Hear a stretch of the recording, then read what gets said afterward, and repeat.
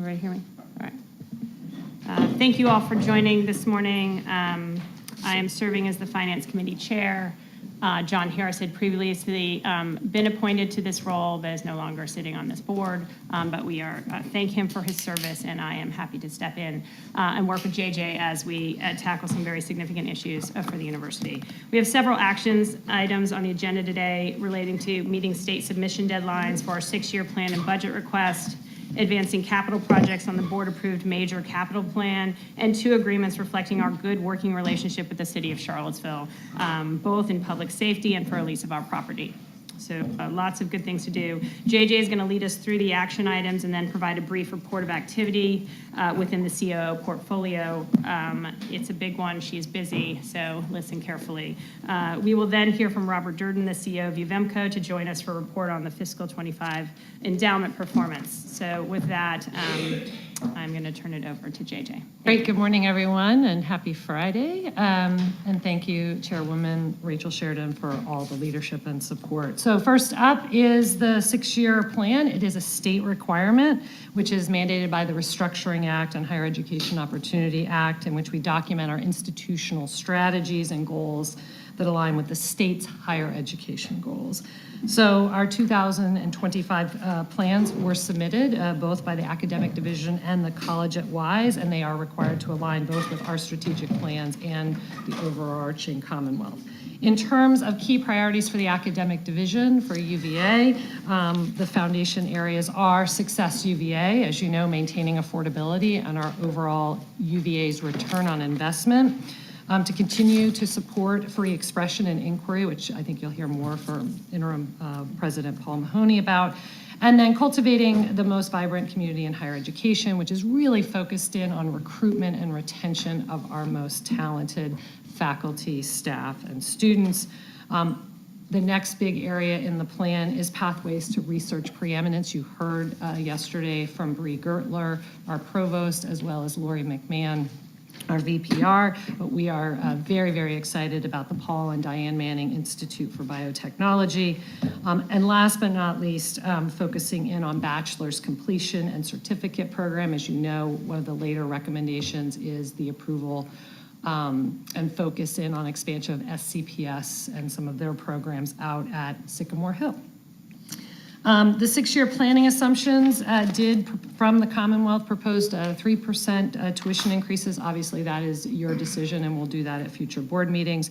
I am happy to note that the Commonwealth leadership was particularly appreciative of the board's decision to hold in-state tuition, undergrad tuition flat last year. It was commented on when we were in Richmond several weeks ago. Other major projections in the 6-year plan include merit increases for faculty and staff. Those are moderated right now around 3% overall. And in addition to that, recommendations around VDEMS. I'll talk a little bit more about that. That is the Virginia Military Dependent Waiver Program.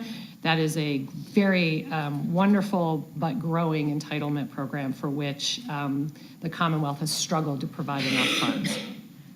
Chancellor Donna Henry will be here and will review in detail more of WISE's plan in her committee, but hers was really prioritizing interconnected activities aimed at enhancing recruitment, retention, and engagement with the students. She's got an amazing success story I think she'll share with you later today. Expanding 2+2 programs to enhance community college transfers, and continuing to work on a series of graduate programs that she has launched. So in a nutshell, again, and there's no quiz on all this, it's an odd year, so we submit a revised plan to the Commonwealth on odd years. We do anticipate receiving comments back from the Commonwealth as early as today, but likely next week. If there are any questions around from our time in Richmond where we actually presented our plan, again, the provost, myself, the president, Mark Llewellyn, our chief financial officer, Augie Morelli, we will respond to those and then make final submissions. We do anticipate the questions to be sort of more minor, sort of more technical in nature, but again, if there's anything substantive that happens post this board meeting, we will obviously communicate with you, Chairwoman, and you can decide with respect to the overall Finance Committee. Thank you. Final plans are due October 1. Links to the plans are included in all the written materials. And again, Chancellor Henry is here to address any detailed questions you might have about the College of Wise plans. If not, Chairwoman, I'll turn it back to you. We do need approval of the plan. We need to call for a vote on the resolution. It's on page 2 of your Finance Committee book. So are there questions before? Yes, Mr. Wetmore. Just real quick, and this could be a high-level thing, but it seems like from the stuff we heard yesterday that there's a lot of uncertainty around federal funding. I mean, we heard about the Medicaid cuts that Stephanie talked about during the Med Center presentation yesterday. We heard about the research cuts of grants that we heard about from Lori. And I assume, this is sort of a rhetorical question, but you can maybe give a word or two. I assume that a 6-year planning is sort of struggling with those sorts of issues and how they might impact cuts. And of course, there's articles in the paper every day about universities having to make major operating expense cuts and stuff like that. So anyway, maybe a word or two on that before we vote. Thank you. So Doug, great question. So the 6-year plan came in with basic broad planning assumptions that did not take into account the more dynamic environment we're living through. In fact, there's in the back side of my presentation, I will actually have very specific comments about how we're managing fiscal year 26 and 27. Just to note, we just this week put out a message from the leadership team to all employees, really focused in on cost control measures. And we're also, and again, I'll speak to this later in the presentation, talking a little bit about monitoring the potential of a government shutdown on top of all the other issues. But I do have a section in the back today to talk about that. Thank you. Other questions regarding the state 6-year institutional plan? I have a motion to approve. So moved. Second. All in favor? Aye. Great. Get back to you. Yep, thanks. So the next item is the specifics regarding fiscal year 26 to 28 requests into the Commonwealth. Again, this is I love spreadsheets, so bear with us. I just want to hit a couple of items. As I mentioned earlier, the Virginia Military Survivors and Dependents Education Program, we call VISDEMS, has been in existence in some form since 1930. However, in about 2019, the Commonwealth had been rapidly expanding who was eligible. So we've seen, for example, a growth of 36 waivers back in 2019 to now about 380 waivers annually, and the growth rate is double digits. So there has been a concerted effort with the presidents of the sister institutions as well as the COOs and CFOs to really have a dialogue with the Commonwealth about this is in essence an unfunded mandate. We think it's incredibly meritorious, but that puts enormous pressure back into the financial system to the tune of anywhere from $3 to $8 million a year of unfunded requirements. These are tuition waivers. So long story short, the Commonwealth has been actively working on this. In 2024, they did provide about $45 million across the institution of one-time funds. So that was great, but it didn't fully close the gap either for the academic division nor the college at Wise. So we are continuing to work with all of the parties in Richmond to underscore sort of the resources that are needed, and you can see the budget amendments in this slide. We need an additional $6.4 million based on our projections for 27, another 8.2 in 28. A couple other ones I just want to hit. About 4 lines down is UVA's health insurance premium increases. I am happy to report that number will actually go down. We will not be asking 10.6 million, but rather 6.9 million. Enormous work underway. As you know, we run our own self-insured plan. There's a report in the back of the Finance Committee book, and we've been partnering. About 70% of our book of business goes directly to UVA's medical center, and we've been working on strategies between Mitch and myself and the collective teams to bend the cost curves, both in terms of costs for visits, procedures, but also in the pharmacy space. Last but not least, I just thought I would hit, because periodically we get questions about it, is the State Arboretum at Blandy Farm. As you know, by way of background, the General Assembly recognized the value of the Orland E. White Arboretum to the Commonwealth of Virginia Interesting enough, though, they put it as a line item, a separate line item within the university's budget. If you haven't been to Blandy Farm, I highly recommend it. I'm a board member, so is several other members at the university. It is a rich biodiversity area. Since 2006, the program serves more than 77,000 students and 8,500 educators across the state. However, this is another area where it has been underfunded, and to the extent that there's not sufficient operating funds, it becomes, again, something that the university then has to backstop. A lack of funding, obviously, has been requiring us, through the College of Arts and Sciences, to divert money from the core academic program over. So we've been engaged in a pretty robust dialogue, saying, again, this is a gem for the Commonwealth, but something that, again, in full transparency, we think the Commonwealth should fund versus university operations. Two other quick items: workforce development, degree certificate programs. We talked about that in a prior meeting. And then Lori touched on yesterday the strategic infrastructure for translation and commercialization of research. So we are asking for state funding for UVA Innovates. We are very, very excited about the prospect of that program, both in terms of the ability to do job creation and economic stimulation through the Commonwealth, and it seems to be a lot of interest in that initiative. There's also the planning for the artificial intelligence initiative. Bree spoke to that at a prior meeting, so again, not to detail all of that, but we'll take any questions. Before I go any further, though, we do have the next slide, the College at Wise. They are also looking to make permanent one-time state funding to be able to do additional tuition moderation in out years. So you can see the request of $981,000 for 27 and $981,000 for 28. In addition, focused funds for enrollment and retention. This is obviously around the enrollment management marketing. Chancellor Henry and our team have been wildly successful. And again, I think the College at Wise Committee will talk some. It was a particular pride point when we were in Richmond, just when many sister institutions are really struggling for enrollment. Chancellor Henry has really been able to reverse that trend and really stabilize and keep College at Wise incredibly viable. Last but not least, expanding graduate programs. Chancellor Henley is requesting funding to expand the MED program to include library, media, and special education programs. We don't yet know the outlook. We have been working tirelessly with the Commonwealth to get a better sense. The governor will put in his final budget in December. There does seem to be a fairly large based on revenue estimates, surplus, particularly in the one-time funds, but it is unclear. I think he's also bracing for some economic headwinds. As you know, then the legislature, and there'll be a new governor in place come spring, so how much change we'll see, it's unclear. Having said that, I would say they are at times cautious about what they think they may fund in this budget. So it's really unclear at the moment about what resources, new resources will come in this next budget.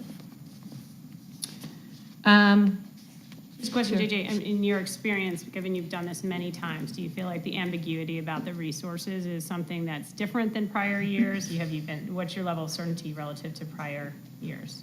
Yeah, so I would say, back in 2008, I mean, it was a recession, and we, saw very, very draconian cuts. I don't think we're there, but I do not see as rosy a future forecast. I think, as Board Member Wetmore just indicated, there's a lot of uncertainty, both in the macro forecast economically, but also when you think about some of the key drivers of what the Commonwealth will have to fund, focused in on Medicaid, focused in on the implications of a reduced federal workforce and those individuals living in Virginia and how that plays out. Most have had fairly long severance, but at some point that will diminish, and either they will have other jobs or be on unemployment. So I guess I'm more cautious this year than in the last 2 to 3 years that we will see less incremental new funding. But again, that is pure speculation, simply based on my read of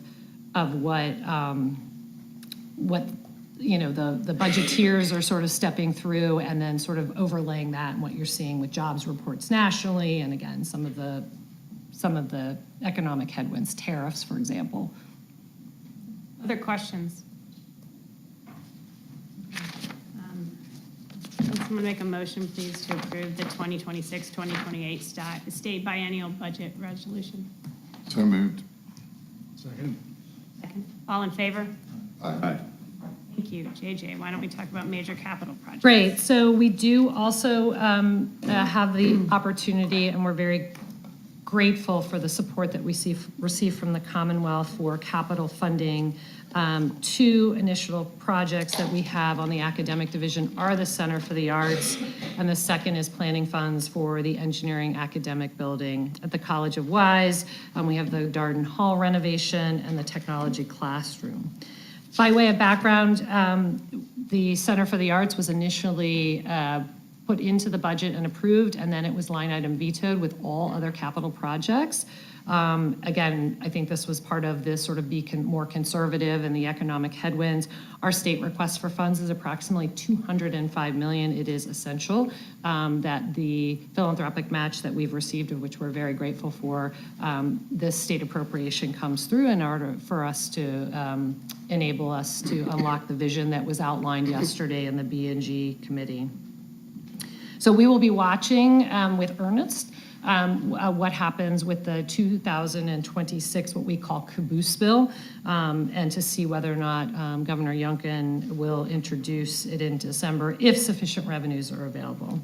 The second item is the School of Engineering and Applied Science. It has significant needs for additional instruction and lab space.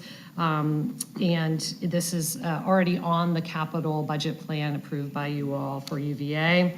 The current project concept contemplates 190,000 gross square foot and an estimated cost of about $229 million. As a first step in this process, all we're asking for is about $5 million in state funding for the planning process.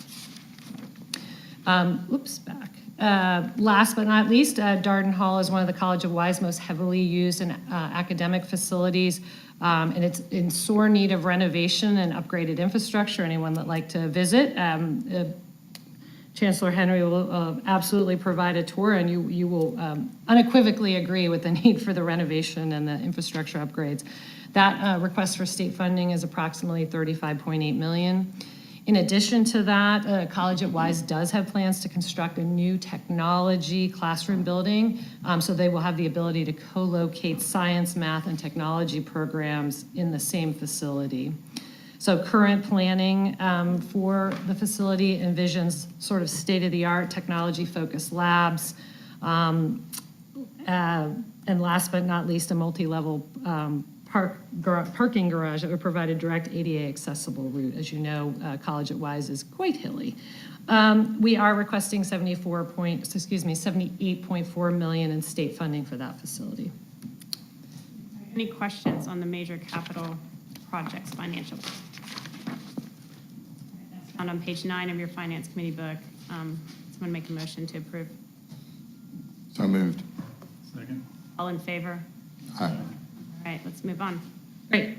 Next up for your consideration, as you know, the Buildings and Grounds Committee that met yesterday determines whether a project should be added to the major capital plan, but the Finance Committee is responsible for evaluating to see whether there's a sound financial plan to pay for the estimated project cost and the additional operating costs that are expected once a project is complete. It is my office's responsibility to confirm that appropriate funding is in place before any project commences construction. As you heard yesterday in the Health Advisory Board, the financial plan for UVA Health Consumer Ambulatory Clinic tenant fit out, otherwise affectionately known as PJP, ambulatory clinics. There is a sound financial plan. We have reviewed that with Mitch and Stephanie and the team. This will allow an additional 40,000 to 45,000 square feet of ambulatory clinic space. Again, I'm not going to spend a lot of time here because I think we went in detail yesterday about it. The estimated total project budget is about $25 million, and you did see the pro forma yesterday that this is has the potential to be quite accretive to the bottom line. It will be funded by medical center institutional funds, and it is on the institutional roadmap that Stephanie shared yesterday. The next one is a financial plan for UVA Community Health Urology Clinic. As you know, UVA Community Health is a wholly owned subsidiary of UVA Medical Center, and it is requiring additional clinical space for its expanding urological offerings to address unmet patient demand caused by the shortage of urological providers in the market. So we are proposing an acquisition of the 1,600 roughly square foot clinical space. The property is valued between about $275,000 and $325,000, and we agreed to a purchase price of about $301,000. That will be funded by community health operating funds. That is also all budgeted and within their.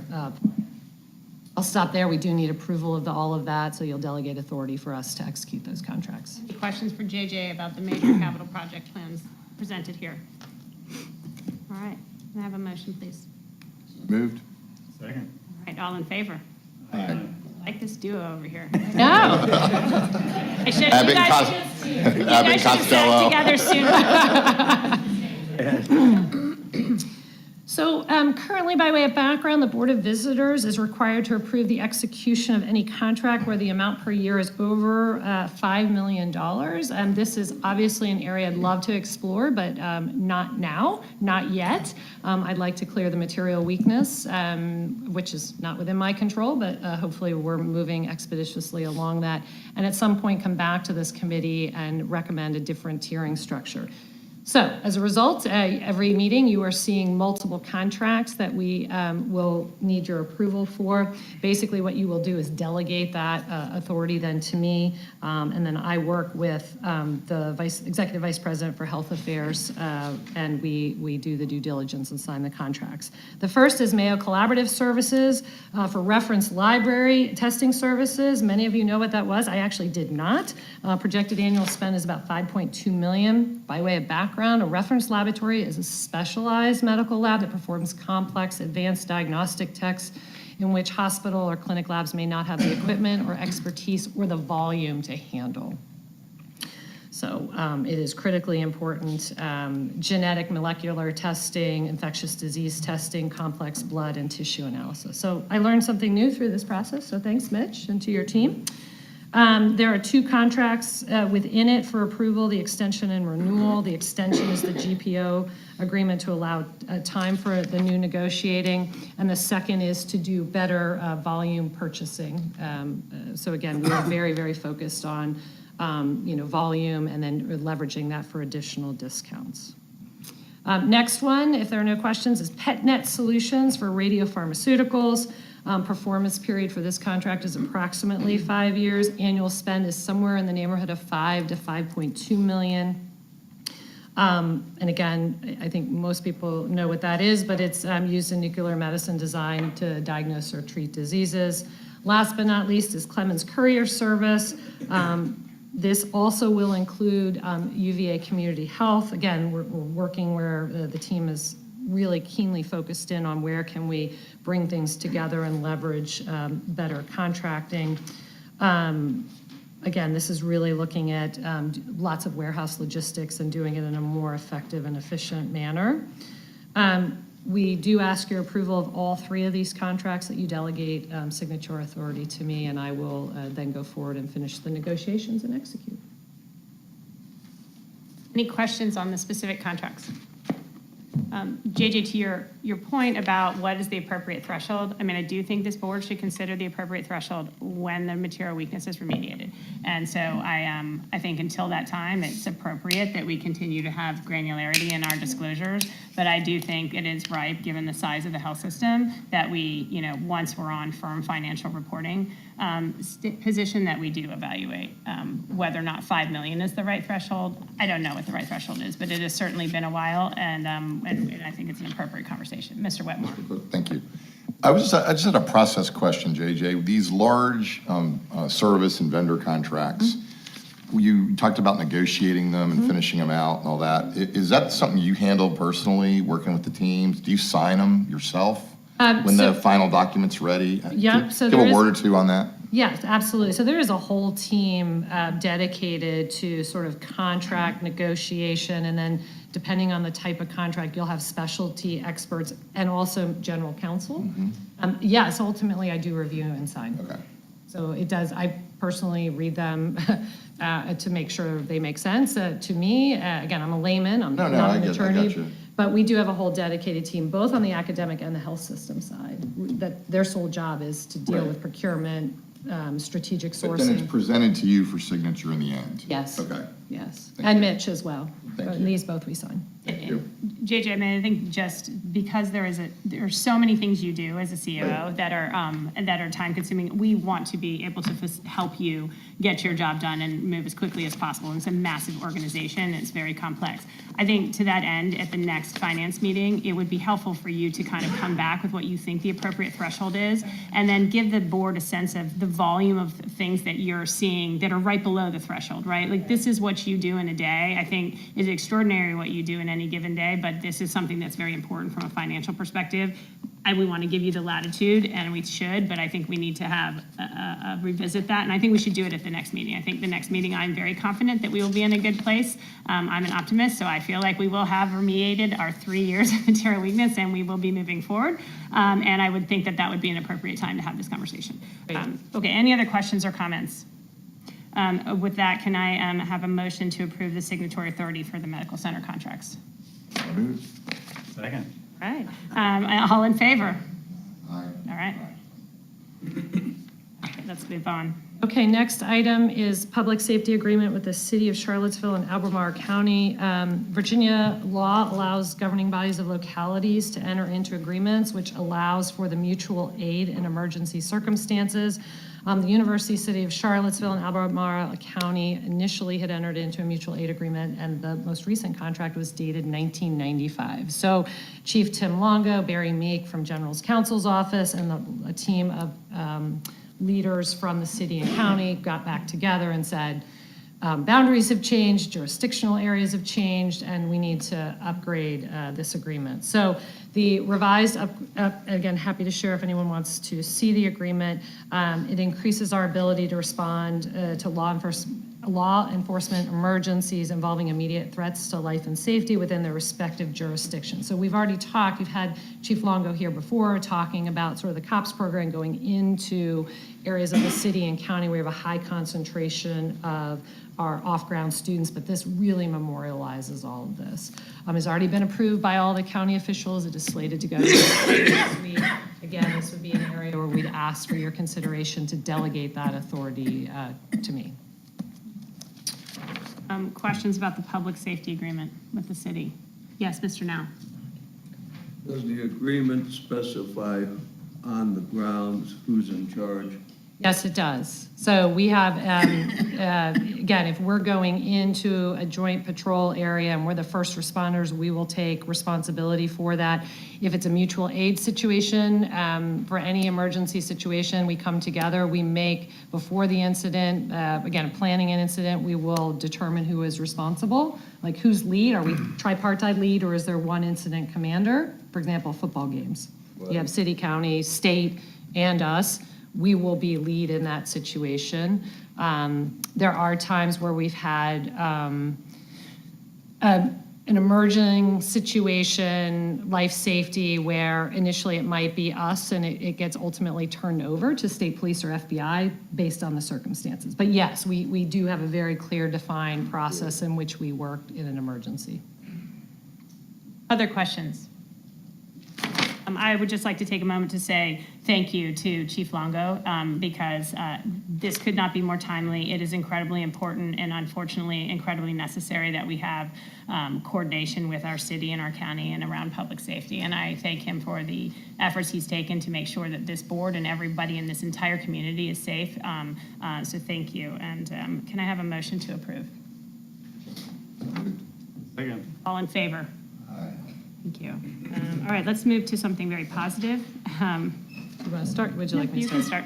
Okay, so as you know, we have, at the urging of the board and the president, been working on our longstanding city partnerships, particularly around the K-12 school system. As you know, they were highly disappointed in not being able to acquire the FEI property. So you tasked us all with the challenge of, is there an approach here for a win-win? And again, I just want to thank the board. I want to thank President Mahoney. I want to thank Ree Gertler. And probably at the epicenter was Dean Stephanie Rowley and her relationships with the K-12 school system. So we went through a process inventorying all of our properties, and to my right or your left, Mitch Rosner said, hey, have you thought about the Oak Lawn property? And so as was talked at length yesterday with Alice Raucher and the B&G committee, as you know, the history is we did acquire this property. The planning study at the UVA side sort of suggested this was much more complicated and further down on the priority list. And given the location, absolutely a win-win with respect to the city Charlottesville schools for their early childhood initiative. So we have been working pretty regularly since the original request that came to us from the administration and the board in August, and we're really, really happy to present here to you all today this property, which we believe that we can do a long-term lease with the option for the city to purchase with certain deed restrictions within that. So very specifically, we have had full discussions with the city manager and the superintendent of the city schools, and they are interested in this property. And what I have before you today is a request that you enable us the authority to then go do the ground lease with then the ultimate ability to dispose the property to them with certain conditions. Those conditions obviously would mean that the city could in no way monetize the property at some future date, so there is a deed restriction within that. And that the second is that we would regularly, periodically provide updates and reports. This proposal is in pages 14 and 15 of your board book. I'd be happy to answer any questions, but again, just a debt of gratitude. I really do think this underscores our commitment to be good partners and in tough times even find really win-wins. Back to you. Questions? Great. I just want to thank you for being so quick and responsive to the board's request, and really appreciate it. And I agree that this is the highest price for this property, and it is. I'm glad it's something the university can do in collaboration with the community. May I have a motion? So moved. Second. All in favor? Aye. All right. Let's move on to Strategic Investment Fund Awards. Great. Really excited to talk about this. So in June of 2025, the Board of Visitors approved revised SIF spending guidelines, which reflect the approval of all awards to come before this Board of Visitors for discussion and deliberation and hopefully ultimately approval. It also included a revised funding formula. So for fiscal year 27, that allocation is $65 million a year. So today we are bringing two proposals for your consideration from the Strategic Investment Fund. The first is $12.5 million in fiscal year 27 to support the Paul and Diane Manning Institute of Biotechnology, and I'll talk a little bit more about that. And the second is also for the Paul and Diane Manning Institute of Biotechnology, which is the Vivarium project for $2 million.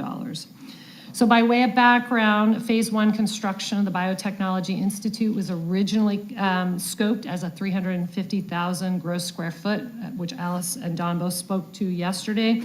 The initial cost estimates were approximately $350 million.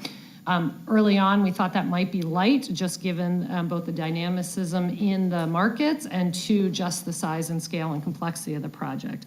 We have completed all of the bids. We've done a ton of value engineering. But in order to do final signature on all the construction documents, the total project cost will be $375 million. So we are recommending $12.5 million from the Strategic Investment Fund and $12.5 million from the medical center's operating funds, which has all been budgeted for. The second item is initially conceived, we were going to do half of the vivarium. and then wait for the demand for the second half. When evaluating both the additional cost as well as the disruption to researchers, if you actually only do half, you have to stop to then come back in and do the second half.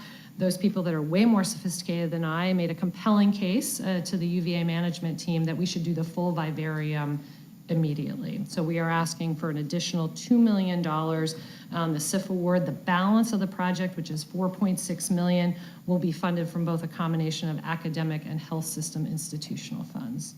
So we are requesting both of these items for your approval today so that we can execute the contracts and keep this project on track, which is slated to open in 2027. Happy to take any questions. We've spent a lot of time on this incredible, exciting initiative. And again, I think this is really, really an appropriate use of strategic investment funds. Back to you. Questions, comments? Can I have a motion to approve? Second. All in favor? Aye. All right, thank you. Great. JJ, you want to give us a report? Yep. So I think this dovetails really nicely into Board of Visitor Doug Wetmore's question. So we are finding ourselves in some pretty interesting, dynamic, challenging, fun economic times. So just by way of background, as you know, for the fiscal year 26 budget, we put in a series of what I would describe as financial control measures. I'm not going to spend a lot of time here other than to say that we are hard at work on that, and we just did another communication out to our entire workforce underscoring the need to continue to be fiscally conservative, think twice about expenditures. So we do have a hiring review that continues in place for all positions. We do have requests, we did do budget cuts, and those were base budget cuts in nature in last year's budget, driving down discretionary funds. In addition to that, we are hard at work on several of the efficiency initiatives that we committed and discussed in June. Some of that you will hear some early line in the audit committee around sort of Workday and the transformation and the opportunities that sit underneath that big initiative. In addition to that, we have been hard at work at focusing in on some of the IT work. As you know, we're doing strategic sourcing and procurement. We also said we would come back and take a second hard look at IT and whether central, decentralized, if there are efficiencies within that. We will be prepared to have Kelly Doney in December talk about that work. And last but not least, we are putting out very restrictive budget assumptions for next year's budget. So really, really, again, sort of signaling between sort of the slowdown in the research, the potential of a government shutdown, the core cost drivers are going up. I am happy to report we are, I think Olga and Augie are monitoring real time the impact of tariffs. To date, that's been less than 200,000, I think about 136,000. So that is not, we have not seen the impact of that, but yet it's one more thing that we're continuing to monitor. A couple of key issues here really quickly. Again, Bree and Mitch and I and others meet regularly around federal research funding with Lori McMahon. I think that team, and also working in concert with the Commonwealth, has done a phenomenal job. So yes, while our awards are down, the team has been incredibly successful in being able to petition and reverse those awards, and our rate at reduction is considerably lower than several of our AAU peers. We are managing, watching, anticipating, hoping it doesn't come to fruition, a potential federal government shutdown. The good news there is we have a fairly detailed playbook. We did a briefing for all of senior leadership last week about how we would manage if there was a government shutdown. I think Julia said this morning it's still about 50-50. There's talk of a continuing resolution, short one, long one. But we don't know. So we always do try to prepare for the worst, hoping it doesn't happen. But in this case, there is a lag for us. So, you know, again, the first 30 days, we don't see a lot of impact. Post 30 to 60 days, then there are implications. We do have a series of additional financial controls that we put in place. And additionally, we do have lots of liquidity if we wanted to bridge some things. If we get closer and we do contemplate a government shutdown, obviously we will do additional communications because it requires all of us at the institution to make different decisions in terms of expenditures.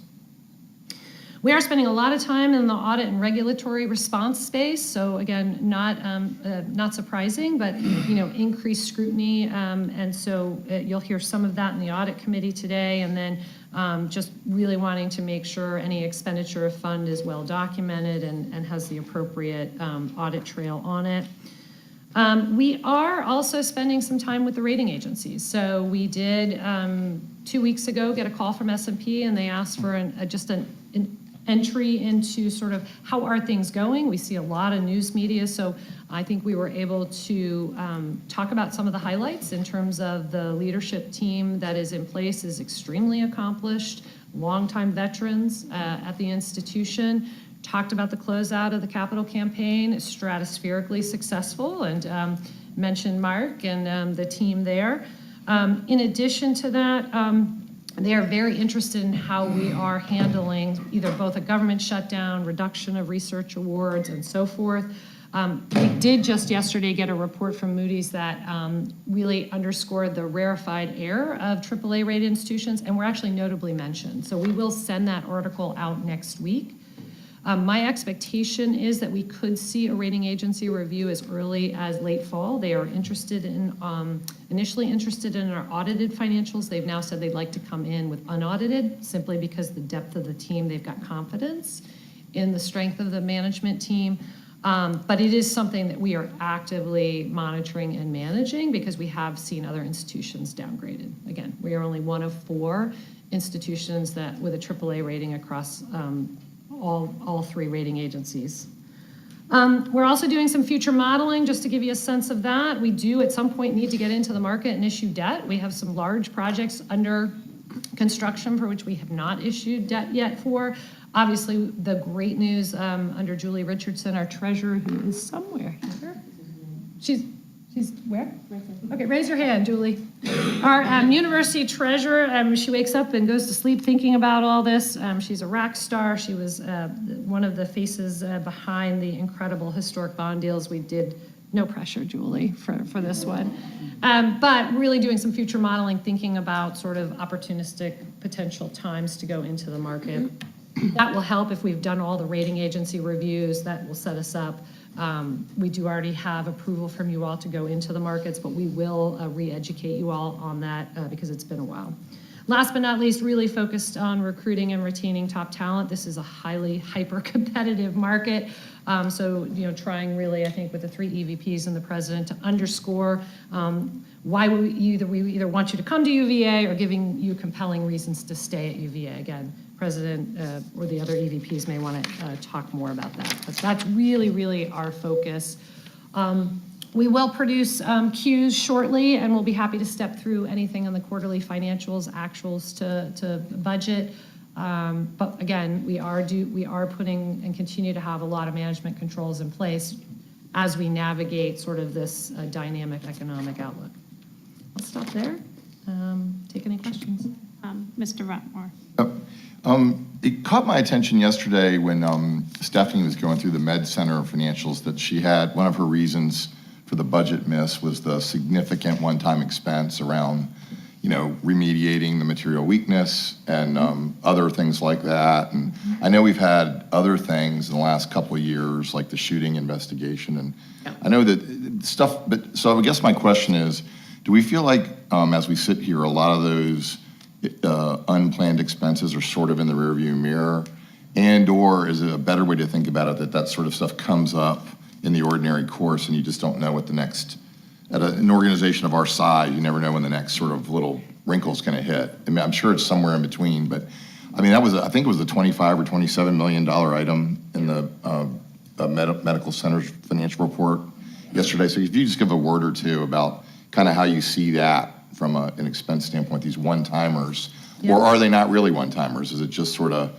the nature of the beast? Yeah, it's a great question. So I don't want to speculate about the future because I a couple of years ago said I thought there was going to be a recession, and every year I say, well, maybe it'll be coming. So clearly I was wrong.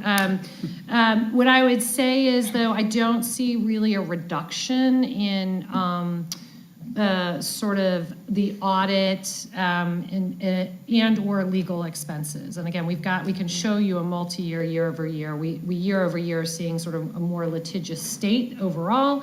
And so we have done some contingency planning in the budget. We used to call it a rainy day fund. Now it's literally like a legal expense fund to make sure that we can accurately capture expenses for the things we don't know. It's lumpy overall, though. I will say, some years are clearly higher than others. As you mentioned, the tragic shooting and the expenses associated with the review. We've just gone through a period with the medical center, both the remediation and then the investigation around the vote of no confidence. So again, happy to bring back sort of how we think about it, which is we do have a contingency, which is both sort of legal, investigation, compliance, but it is on an upward trajectory.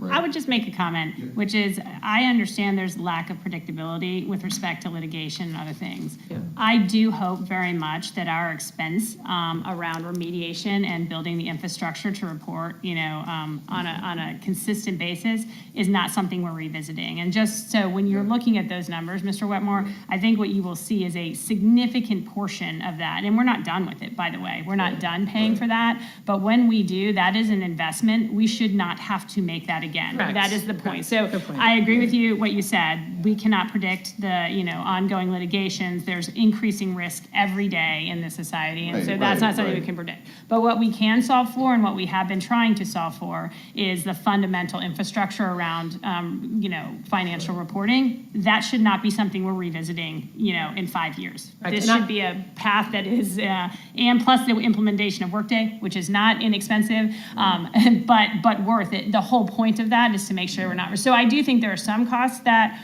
we hope we will never revisit, and then there are many that we may have no idea what's coming down the pike. But I just want to make that one point clear. Having spent 2 years on it, I really hope that we're not spending $20 million every 2 years on those efforts going forward. Yeah, and I would say, the remediation efforts were absolutely essential because of both the discovery process and then to build back the system of controls. That work has actually been incredibly helpful then to set the stage to move to the future state of Workday. But to your excellent point, we do not see that sort of expense continuing in terms of that remediation, additional audit team. Yeah, and I guess in a $6 billion budget, I haven't done the math, but these numbers probably aren't material in the end. But on the other hand, when we were doing the budget versus actual yesterday at the Med Center, it was half of the shortfall. So just wanting to get a feel for it. And I want to be clear, I completely agree that those investments were well worth it. They were essential. They will pay off. But just trying to get a feel for that issue. So thank you for the discussion. That's a great question. Other questions? Ms. Davis. I just want to make 2 points. One, thank you for your guardianship of the ratings. I think, it is something I know is top of mind for you all the time. It's very important for this institution, but more importantly, it's very important for the Commonwealth. And so thank you for your efforts there. I mean, we don't operate simply to get a rating, but it is absolutely critical to what we need to do to be successful. Thank you to the treasurer for your thoughtful and excellent work. It's something that happens behind the scenes. People on this committee don't always get to see it. It is absolutely critical to why we have a AAA rating, why we are able to opportunistically, access the markets.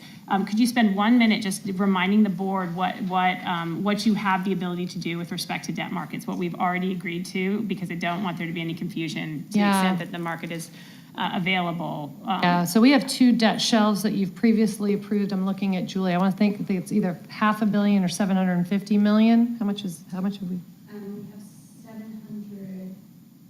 700 million in 2 different authorizations. Correct. Okay. One for 500 and then another one for 2. The most recent with an expiration date of, I believe, 28, and will likely be in the market before then. Perfect. Just wanted to make sure that was on top of mind. And then the last point I would make is thank you to Lori, because I do think what you're doing with respect to research is extraordinary and is at an unprecedented time. And you came into this fold in a very difficult position, and you have shown so very brightly in putting us and positioning us for future growth and minimizing the downside. So thank you, and we look forward to continued great work from you. Other questions or comments? That's all I've got. Okay, so next up, I'd love to introduce Robert Durden. He is UVIMCO's Chief Executive Officer and who's here to talk with us today about UVIMCO's 25 performance. He's also our Chief Investment Officer. So he will provide a brief overview of UVIMCO as well as a report on the market's key performance measures, asset allocation, and risk management. Take it away, Robert. Thank you. Good to be here with everyone. JJ, your recession call wasn't wrong. It was early. That's investment speak. Oh, I'm okay? early? You're never wrong. You're just early. Good to see everyone. Thanks for having me. As a reminder, I am invited to this assembly twice a year to give updates, once in September to provide an update on the end of our fiscal year, as well as in March for the end of the calendar year. At a high level, I think UVIMCO is operating well. We just closed out the fiscal year with a 12.4% return on the long-term pool. Updated for August performance, the long-term pool has assets of about $16 billion. And so we can walk through performance here in a bit, but it was all in a pretty good year for the pool. This is an update. I'm not asking anything of you, so please do interrupt with any questions. I'm really here to answer whatever questions you might have. First on people, that's really kind of drives the ship, obviously, for us. Our board of directors is now 10. We did lose 2 term offs on 6/30. Mitch Cohen, who had served as our board chair for 4 years, as well as Tim O'Hara, who had been our compensation committee chair. Both fantastic board members. I was sorry to see them go. As a reminder, each of them can serve 3 consecutive 3-year terms, and so they had served their 9 years and termed off. We've recently added Rob Pitts to our board. He will join us for the first time next week when we convene in New York on Thursday for our first board meeting of the fiscal year 26. Also excited to welcome a new board member as the BOV appoints him or her. Senior staff. Ask a quick question Yes. on that last slide. Sure. Sorry. Which I should know this, but which board members are the BOV appointees? Is it Jim Murray and George Martin? That's exactly right. And then we've Yes. got another one. Is that? Yes. Board book today. Okay. We have one appointment there. They were prior board BOV appointees. Okay. Their term is ongoing. 2026. Yes. Right, and so those are 2 we put on there, and then we get one more that we're going to be doing. Right. Right, That's- okay, that's thank right. you. Thanks for Yes. the clarification. Yep, yeah, and in Jim and George's case, both former rectors. Right. Yep. From a team perspective, a couple of updates. First of all, continued good continuity on our team, which is absolutely integral to outperforming our goals. It's important that we all kind of understand our strengths and weaknesses when we convene at our investment committee meeting. We added Jason Chang in June. He's a new managing director focused on public equities. As a reminder, the expectation of all of our senior investment staff is to think like a generalist when we show up to our investment committee every Tuesday morning and discuss ideas as varied as, commodity hedge funds to venture capital funds. I do want to hear from the entire team, and particularly the senior team. And so while they do have specializations the other 4 days of the week, they're expected to think like generalists. So we're excited to have Jason join us. We also promoted from within in Rob Hamill's case. He was promoted to managing director. He focuses on buyout strategies in the pool. Doug, we kind of talked about this, a good prompt, but as a reminder, the BOV appoints 3 of our board members. Once that's been done, we will have 11 when we get together in New York next week. We had 11 prior to Mitch and Tim terming off. We can have as few as 9 and up to 13. We have a presidential appointee, that's JJ, and we have at least 1 UVA representative on all of our committees. As a reminder, too, our goal and strategy is to beat our required return, which we estimate is about 8%. That 8% is composed of gross spending out of the endowments plus inflation and any fees borne by the endowment. It is roughly now, as I said, $16 billion, so call it $8 billion in the endowment. SIF is 2, other long-term assets about 2, and the UAOs are another 25% or so. So today it would be $4 billion, but as of 6/30, closer to 3.5. we are thinking in long terms. We have a policy benchmark. We're going to walk you through a 75-25 passive mix of the MSCI ACWI, which is the best representation of global stocks, plus 25% in U.S. treasuries and TIPS. That is a good approximation of our risk profile.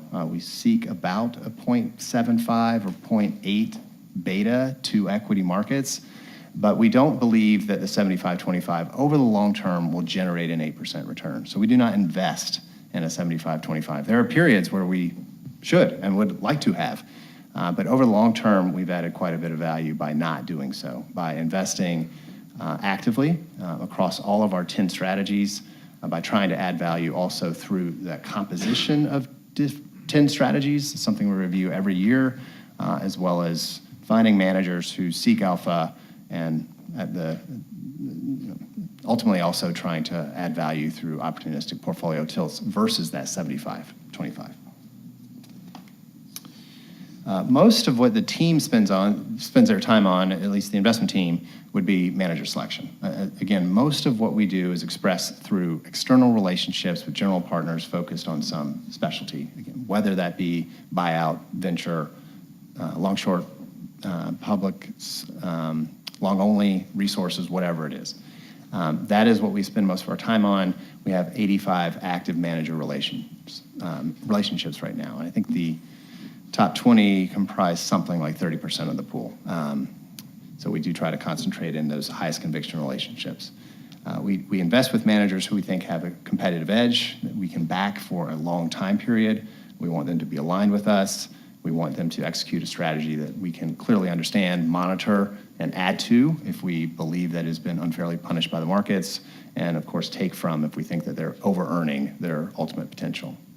Robert, I had a question. What would you estimate is the annual turnover in the manager group? Yeah, that's a good question. Our gross IC actions tend to be in the high teens as a percentage of the long-term pool. So for example, in fiscal 25, we approved new commitments of about 5.8, 5.9% to new private strategies.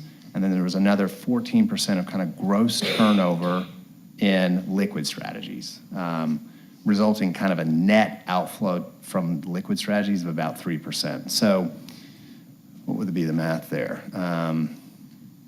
About 7.5% withdrawals and another 4 to 5%. And then that correlates to, I mean, you say you have these 85 managers. Yes. Maybe you hire 5 new ones a year and you let go 5 because they're not meeting your expectations. Is that kind of the ballpark? On the liquid side, that's Okay. a good Okay. approximation. And on the private side, probably adding 6 new relationships per year. Okay, Yeah. thank you. I mentioned earlier that investing in this way has been very additive to the long-term pool over time.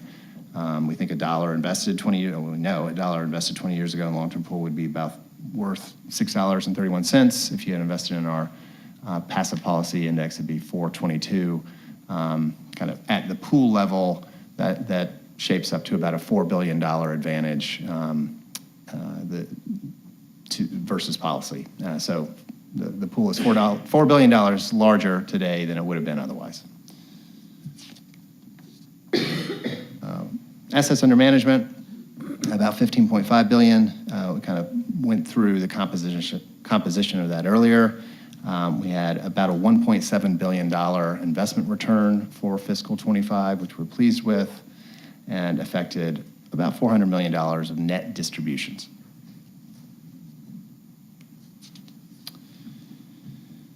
From an investment objectives standpoint, this is kind of what we're focused on. I mentioned the required return of about 8%, but we do also measure ourselves against that passive policy because it is, over the long term, a good approximation of the amount of risk that we're taking. So that is an important metric for us. We do also look at ourselves versus peers. We want to outperform our peers over a long time period as well. We don't tend to get too hung up on 1 year. When I reflect on 1 year, which is what I'm doing, we'll talk about that with our board next week. Of course, I reflect on that in my own performance review. It's typically not versus policy or peers. It's rather, did we take advantage of the opportunities that the market served up to us? And I think last year rate ourselves pretty highly. The things that were within our control within a 12-month period, we executed quite well on.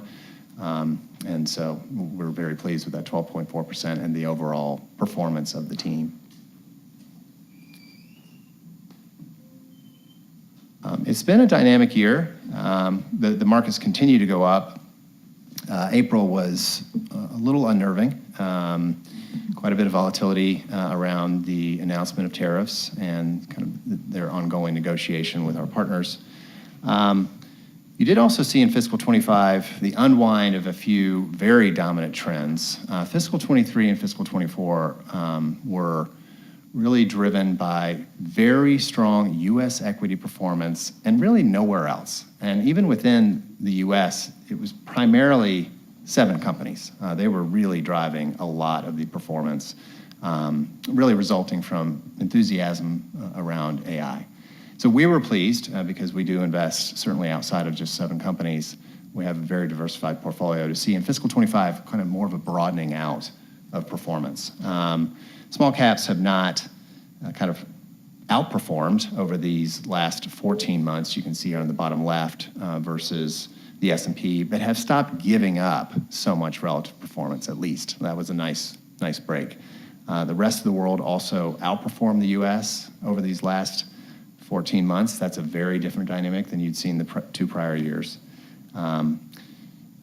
To JJ's point about recession calls, I think the 10-year U.S. Treasury and other points along the curve have been trying to guess when that might happen. Really, for the last 4 years, we've still missed one. From a performance standpoint, talk about a number of time periods, but again, I do like to focus on the long term. So let's look at 5, 10, and 20 years. Really meeting our objectives. So over those time periods, up 11.8, 9.2, and 9.6. All of those returns exceed our required return. That's good. Exceed the returns of the policy portfolio is also good. And we think puts us in the first or second quartile versus peers. So we're pleased with the long term. That has been driven by good equity performance. We'd like it to be better. Within the private equity-oriented strategies, and here I'm really talking about buyout, growth equity, venture, and real assets, generally very strong performance, notably within venture capital, but you can also see that in buyout. So, for example, up 25, 14.8, 13 versus the ACWI, which is italicized numbers in the middle of the table.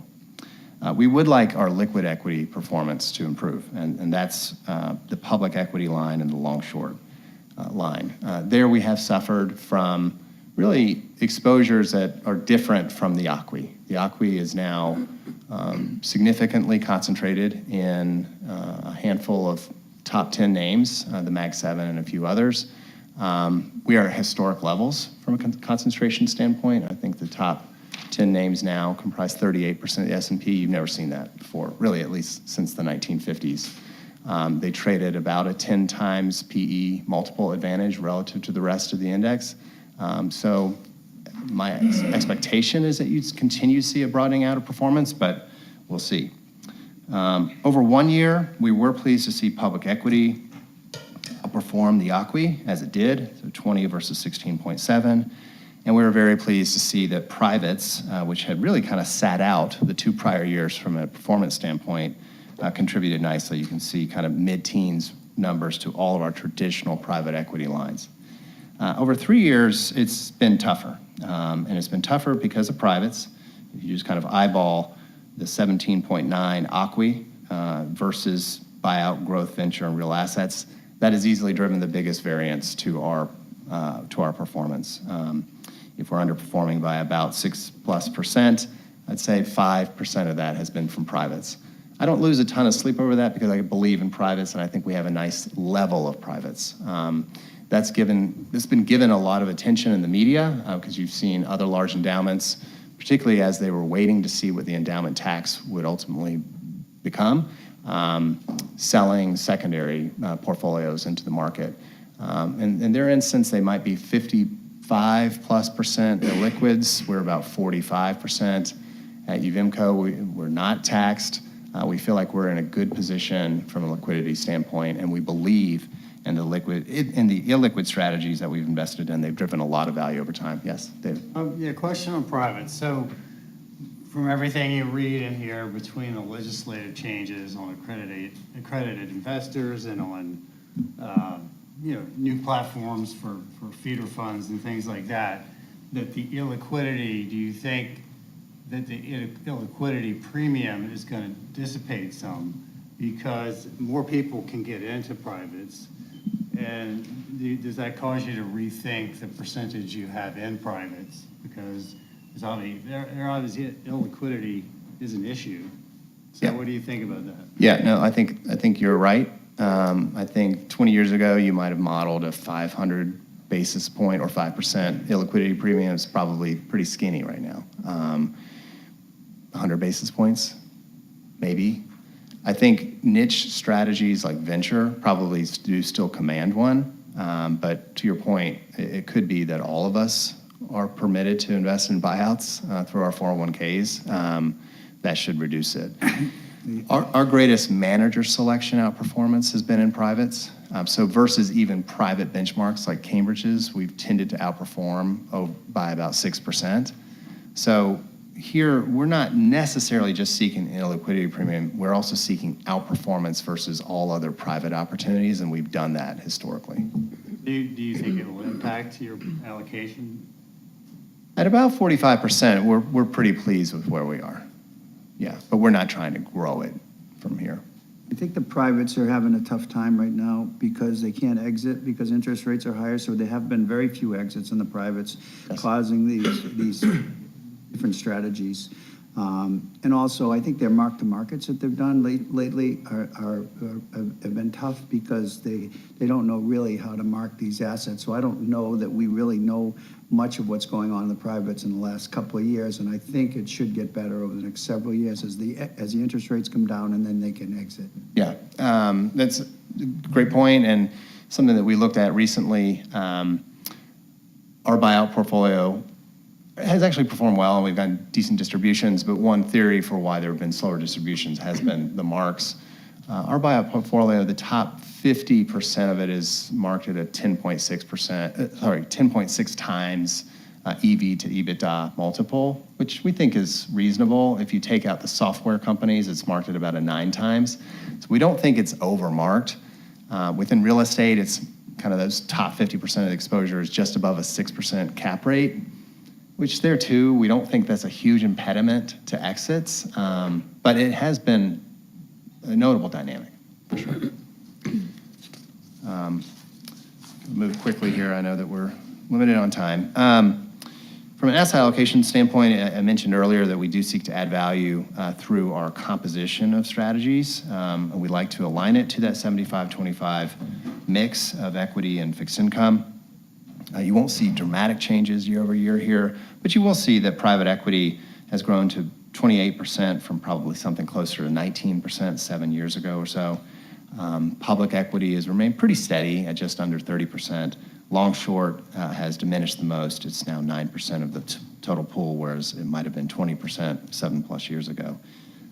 Real assets also fairly steady, though has grown. Our real estate portfolio is a little over 6% today, and resources is nearly 10%. So this is an area of strength for us.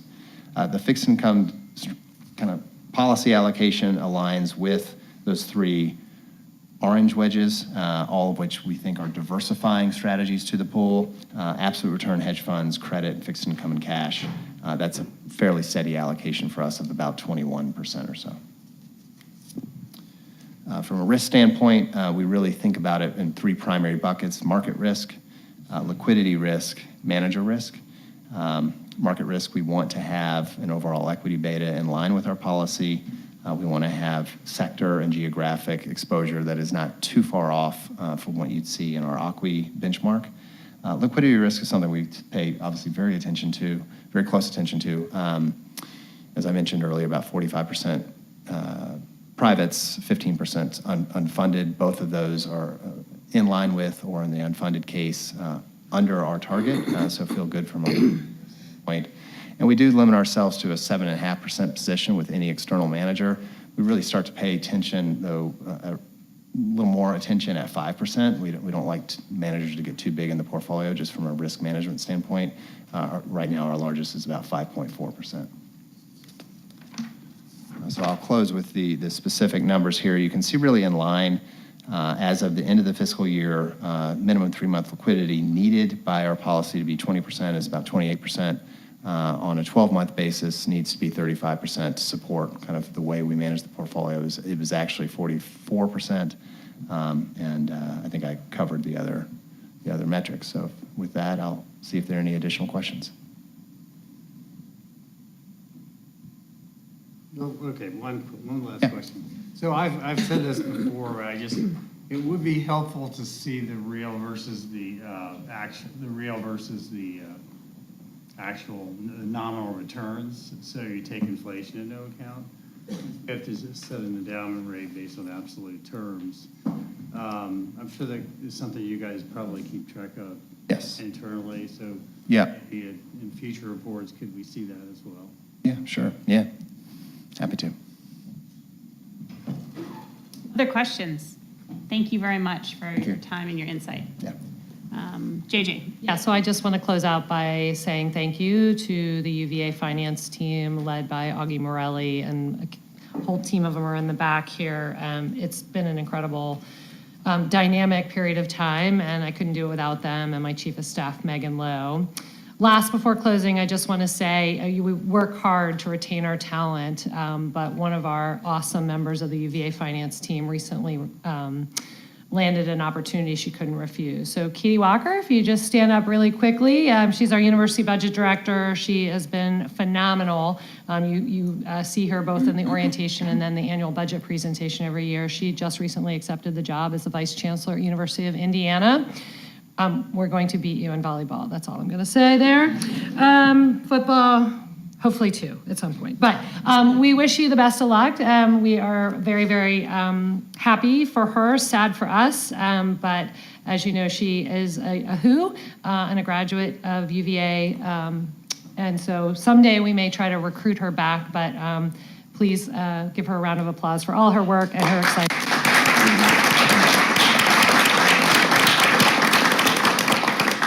Thank you for your time and attention. JJ, thank you, and all your team. We could not be where we are today without you, and every single person sitting in this room that supports you.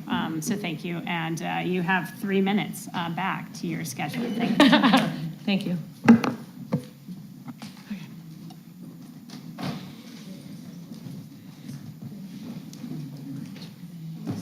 What's going on with the susceptibility to taxing this?